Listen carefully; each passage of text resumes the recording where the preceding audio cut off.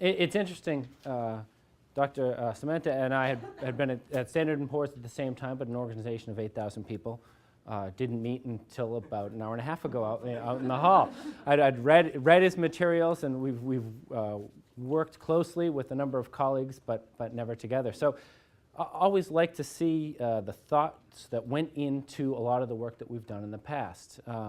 His work in financial institutions, the FI, ERM work, has been in place since some of the publications that he wrote back in 2005. We have starting to have a nice history in FI, in ERM. There have been some successes, some lessons learned, some other issues that we're working on. I'll share that with you as we get into this.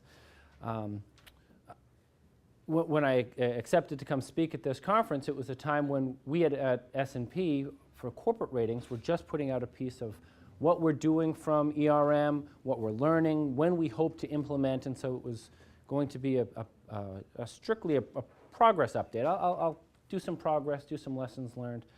Since then, if you look at what's occurred in risk in general, it's coming more to the forefront, I think appropriately so. It was late July, and ISO 31000 came out and talking about risk. It's not ERM specific, but I guess your next speaker will be talking about that. There's a fair amount of activity, interest, discussion as we meet with clients such as yourselves around how that'll play into ratings, how that will play into your organizations. If you look at the Harvard Business Review this week, the cover is risk. I think it's a rat eating cheese. I'm not sure what that means. But again, to have a prominent document, periodical, talking about risk, again, it elevates the purpose. So hopefully what I'll share today will be helpful. At any time, interrupt, tell me I'm wrong, tell me I'm right, ask me a question. Happy to play off of it. Just to set the stage, though, let me tell you what a rating is. Over the past couple of years, there's been a pretty good discussion on what that will mean. But in our criteria, in our publications, a rating is an estimation of your ability to repay debt in a timely manner, your willingness and ability to repay that, your ability and willingness to comply with the legal components of your debt issuance documents. So it's timing, it's willingness, and it's the credit risks associated with it. So ERM really fits in pretty well if we're looking at the risks and things that could inhibit you from complying with those contractual obligations, bond document obligations, indenture obligations that you have now certified to the bondholders in some way. So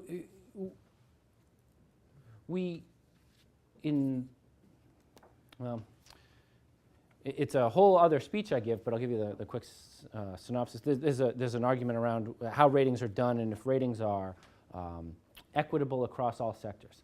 Our goal is to have, regardless of the asset class, the credit rating be an equivalent risk characteristic. So if you have an A rating in corporates, it's the same as an A rating in financial institutions, with an A rating in states and governments.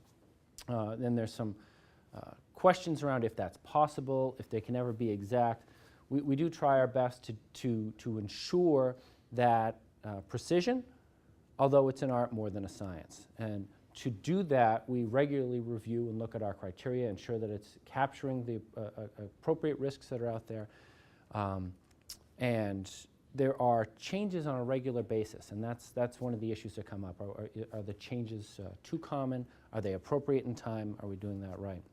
I think one of the aspects that show that it is working, just a simple snapshot of the ratings that we have in governments, where 98% of the ratings are investment grade. Of that, 35% are AA rating or higher.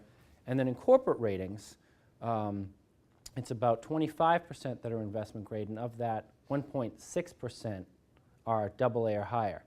The most frequent rating assigned over the past 2 years has been in the B category.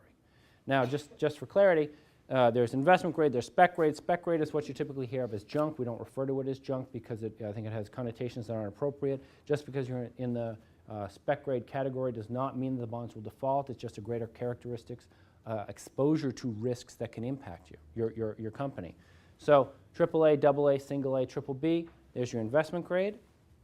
Double B, single B, triple C, single C, default, there's your spec grade or junk. So in what we typically see, we're looking at risks. We're looking at, in corporates, typically those who have greater exposure to risks that can impact their business operations.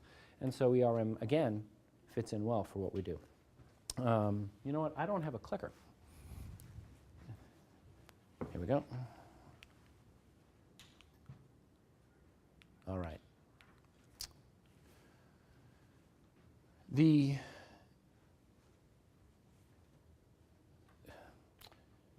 One of the key aspects to any credit assessment is the management team. It's also the most qualitative. It's the most difficult to have a uniform assessment across company, across sectors.